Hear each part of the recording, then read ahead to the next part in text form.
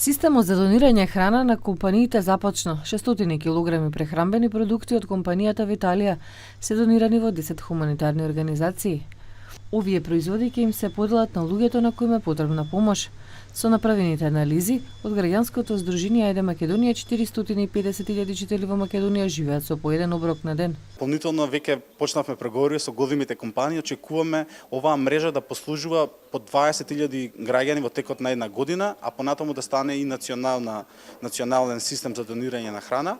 Сања Скепаровски од компанијата Виталија рече дека постојано учествуваат во хуманитарни акции. Оваа компанија исто така придонесува за едукација на децата за здравата храна.